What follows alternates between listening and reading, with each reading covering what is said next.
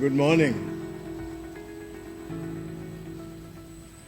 It's an honor, really a pleasure to be with you this morning, and I am fascinated by the presentation, the 6 presentations we had. A wide range, as you would expect, and we will soon see what's the outcome. I'm going to talk about crafting excellence publishing in the age of Gen AI. Before I do that, I want to say this. I am fortunate to have been born to Indian parents in India. They invested their time, money, and effort, and with their blessings, I am what I am today. And this is a sentiment which most of us can connect with. So those of you who may not know me, I am a quantitative marketing modeler. My research area is consumer perceptions, preferences, and choice. And I also work in the area of international marketing, cross-cultural marketing, so on. In the last 4 decades, I published in a variety of journals. The first layer is the quantitative part of my research, marketing science, journal of marketing research, psychometrica, and so on. And then the second row is the international marketing and the marketing strategy part of my research. So Journal of Global Marketing, my favorite, and JBR, and so on. Innovation must serve humanity, not undermine it. The discussion about AI is today at world's highest levels, including the UN Security Council.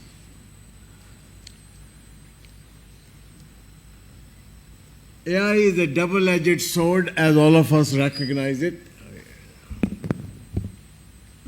don't think I need those.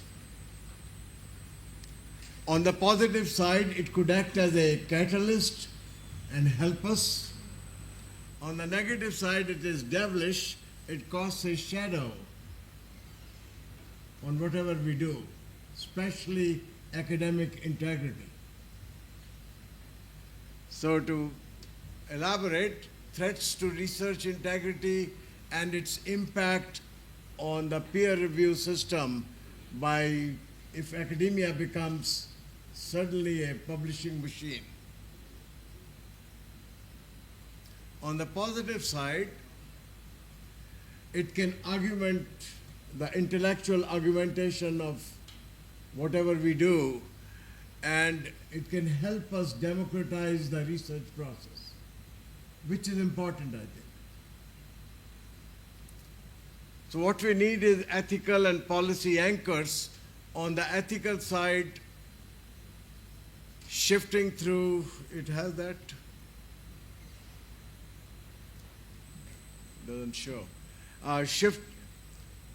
Shifting towards ethical AI use in academia, training scholars, all scholars, not some, but all scholars, on AI ethics and embedding ethical norms in AI-powered research. On the technology and policy side, we need new frameworks, policy frameworks. Open source AI for transparency and reproducibility, and technology safeguards for AI integrity. Things which we need to be able to contain this. It is here to stay, we know that. It's going to be more pervasive. We need tools so that we can work with it. We reviewed the publisher policies of several publishing houses, and it seems there is an overall consensus: no AI authorship, mandatory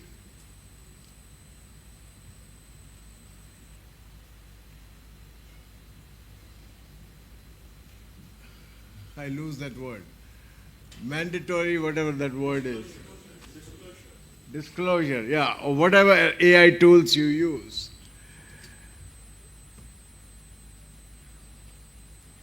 So path forward, we need to use AI, so we want to embrace its benefits at the same time mitigating its risks. Build AI literacy and ethics training among scholars at all levels.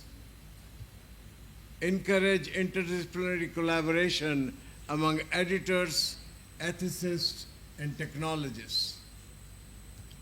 And recognize that AI has two sides. It can be helpful and it can be hurtful depending on, I don't have limit. It can be hurtful and I think it depends on what we do with it. Basically, our value system is the one which is going to determine the outcome. And academic integrity, future tools on responsible stewardship, essentially the same thing. That I think what will happen with the use of AI is how we use it, how we shape it, how sincere we are in terms of using it right. There's a lot of money being invested. People are talking of building huge infrastructures, the recent contract between NVIDIA and OpenAI.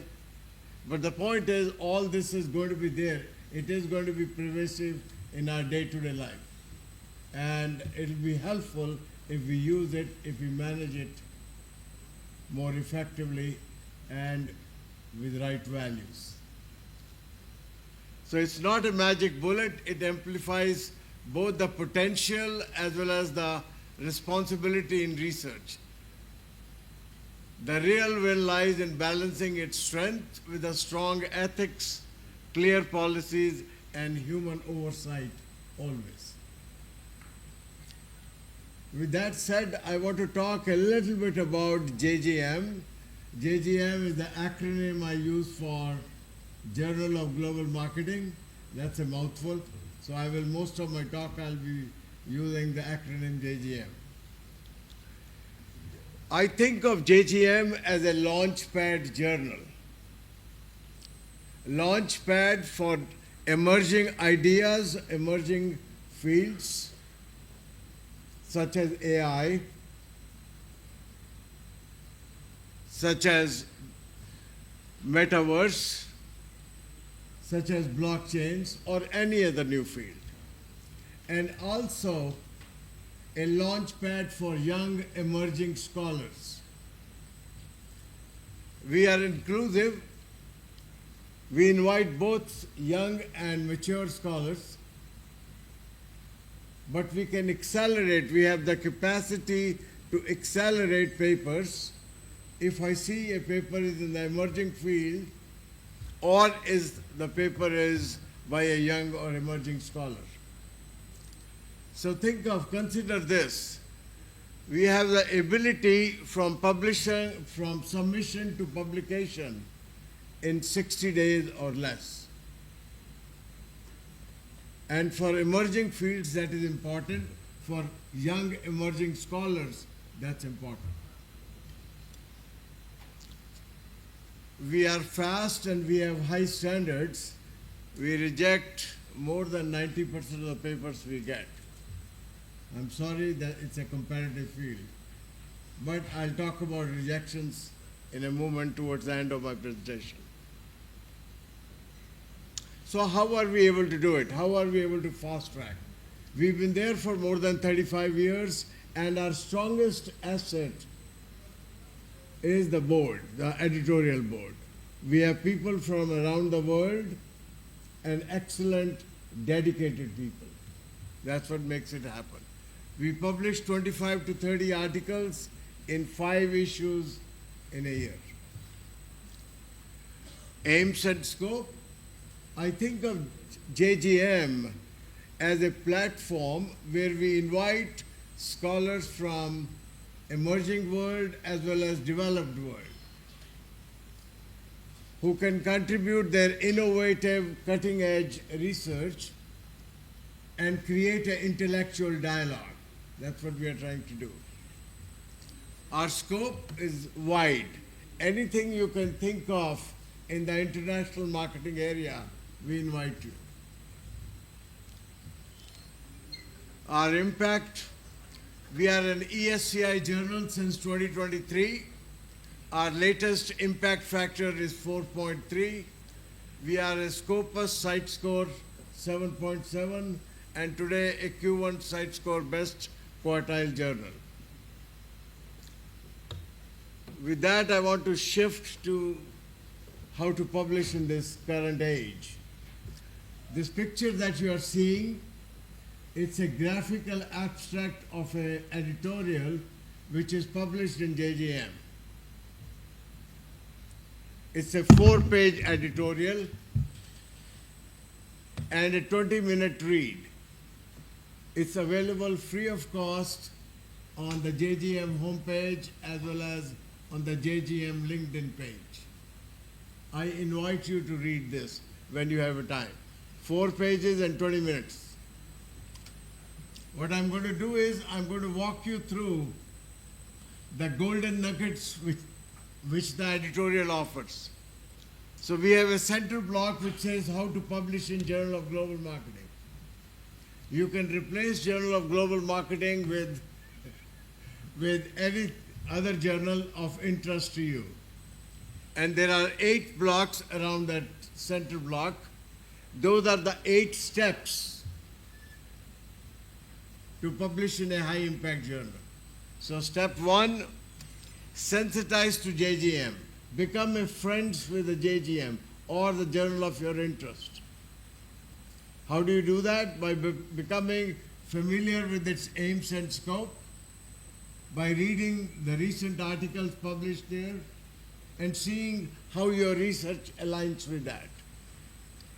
Showcase value. Showcase value. Show novelty. Show how you are different. What value do you contribute? Show interestingness by asking compelling, creative, and clear questions. Clarity is the key. Compelling, clear, creative research propositions and hypotheses. Solicit trust. Build trust. Rigorous, robust, relevant methods. Be it sampling, be it data analysis, be it data collection, anything you do in the paper. Rigorous, robust, relevant methods. Create impact, both theoretical and practical, managerial. Say it at least 3 times in the paper. Abstract, introduction, and conclusions. Showcase professionalism. Clarity again. Clarity of content and clarity of presentation. Both are important. Showcase meticulousness. This is about following the guidelines, the journal guidelines, and avoid avoidable mistakes. When your paper is ready, before you submit it, at least 2 types of feedback. One, a friendly feedback from colleague, and second, no matter how good your English is, get it professionally proofread. And last, number 8, show diligence. And that is careful, complete, and cordial, the 3 different C's. Response to reviewers and editors' comments. Detailed response. You are 1 step closer now to publication. Over 90% of the papers are rejected, and I said I'll allude to that briefly. So take rejection as an opportunity to grow. It's a change of frame. Instead of, it's not a punishment. If you think of it as an opportunity to grow, much like a piece of metal, when forged under heat and pressure, it becomes a sword. Like that, when you overcome a rejection, a challenge, you become sharper. This is a summary. These are the same 8 steps. But the 4 things which I talked about in this context, one, purpose. Our purpose is to publish excellent research. Second is passion. Whatever we do with the heart, with full passion. Third is perseverance. We persist. That's how we are done. And fourth, final, patience. Thank you.